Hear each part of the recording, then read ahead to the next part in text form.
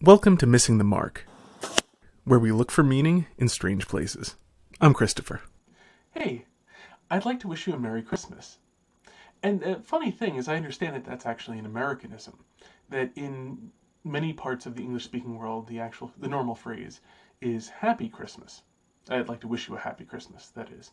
Which also I suspect is more traditional, because it's at the end of the poem, and I heard him exclaim, ere he drove out of sight, a Happy Christmas to all, and to all a good night. From the poem "'Twas the Night Before Christmas." So that I think even in America had been the normal phrase. And there's something I think very interesting about that. Because the word happy in English is one of the possible translations of the Koine Greek, and also I think Attic Greek, of word makarios. Makarios also is probably more commonly, especially in modern English, translated as blessed. It's the word that you see in the Beatitudes. Like when Christ says, blessed are the poor, blessed are the meek, blessed are the peacemakers. Well, the word there is makarios. And I've seen it. You can find some Bibles where that's translated as happy are the peacemakers, happy are the meek, happy are the poor. And so there's a very interesting element there, the translation of both. And it's, as I understand it, the original Greek contains both ideas. It's sort of more commonly translated as blessed because that sort of captures more of it's more of the meaning, but it means both, because the thing is, when you are blessed, you are happy, because they're both they both stem from that idea of being given something, so that when God fills you up, you are happy. That is the condition of your happiness. That is how happiness in fact works, in the same sense that, like, when you have air filling your lungs, that's where you get oxygen from. It's just inherent in the nature of what we are, is we need to be filled by God. And also inherent in the nature of God is that God fills us. You can see it, it comes from, natural philosophy. I'm sorry, natural theology, which is, some of the early parts in the Summa Theologica, rather. The part that can be known by reason. So take any of the arguments. My favorite is the argument from contingency. Just I'm assuming everyone's familiar with that, but the argument from contingency, where a thing is contingent if it doesn't have to be. And so we're all contingent, obviously. We didn't have to be. It was possible for us to not exist. And so we exist because something made us. Especially all composite beings are contingent because our pieces didn't have to be together. And so, so essentially, work that backwards. There has to be something at the beginning of this chain which is not contingent. Otherwise, it would never have happened. That thing is God. And now that's in the natural philosophy sense. We don't, at that moment, at that step in the argument, we don't know anything other than it is not contingent. That's why the Summa Theologica has 5 volumes to it. He explores further, a great deal more, comes out of this. Because the thing is, if a thing is not contingent, it has to be simple. It can't have parts, because if it had parts, then something had to put them together. They have to be together for some reason. So they can't have, a non-contingent thing can't have parts. It must be simple. If it is simple, if it doesn't have parts, it must be unchanging, because to change is for some part of you to come into existence or some part of you to go out of existence. And, the trivial example being growing, where new parts of you are coming into existence as you grow taller, or wider, whatever it is. Or, becoming bald, where your hair falls out. There's all change implies, something coming into existence, something passing out of existence. Well, none of that works for something simple, so God is in that sense unchanging. And, happy and so on. So all these things we know about the uncontingent source of all that is, which is contingent, which is to say everything we can find. Everything in time is contingent, for example.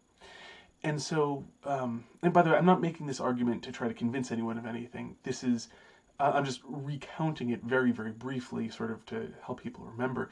But one of the big things it tells us is that since God is unchanging and God is simple, God is also happy because God lacks nothing. God has the fullness of Himself, since He's simple, and therefore simple in that metaphysical sense, and So when you put all that together, it means that creation can't add anything to God. God can't be added to because he doesn't have parts. He is simple. So, God plus creation is no greater than God on his own. And so, creation by contrast, being made of contingent things, is made of parts. We are all composite beings, made of subatomic particles, but also very interestingly, made of cells that all work together and are alive sort of in their own right. And moreover, largely, numerically speaking, largely made, in fact, of bacteria. It's one of the more recent discoveries in biology that numerically speaking, we are more bacteria than we are our own cells. The bacteria are much, much smaller than most of our cells, however. So in terms of actual mass, we're mostly ourselves. The bacteria just outnumber ourselves. But we work very symbiotically. We need bacteria in a variety of ways. Really, really captured, in fact, by the enteromammary pathway, where women, it's something I think all mammals have, where they actually find the good bacteria in their intestines, essentially cage them up, transport them through their blood into their mammary glands, and put them into their milk for their offspring, because having the right good bacteria is so important. They affect all sorts of things. All sorts of health issues are turning out to be, issues with our symbiotic bacteria, in fact.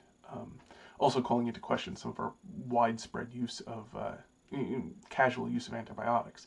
On the flip side, most of these are so well entrenched that the antibiotics frequently aren't that bad to them, and where we have real problems. So I'm not saying antibiotics are bad,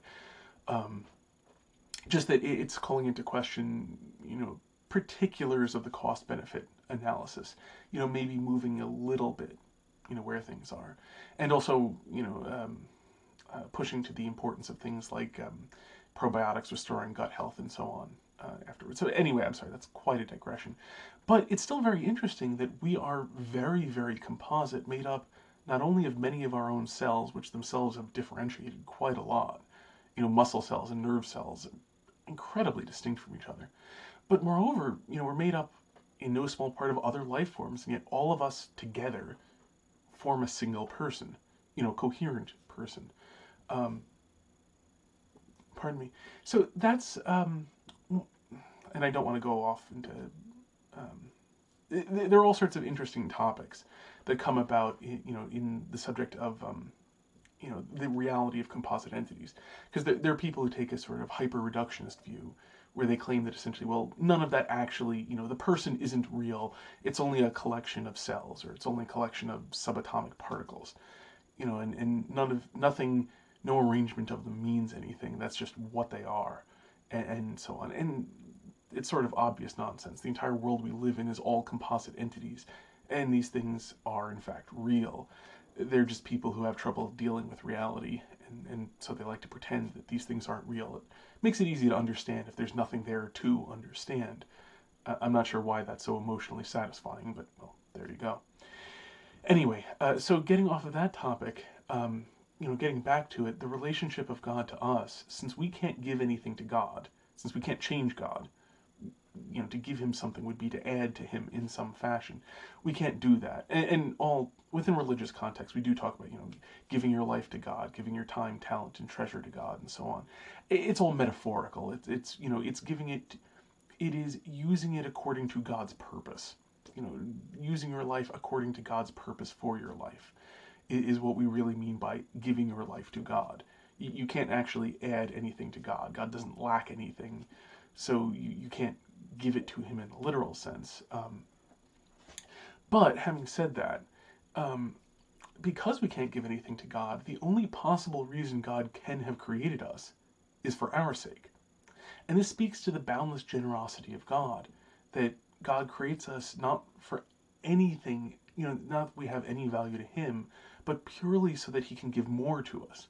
So he calls us into being out of nothing, just so he can give to us.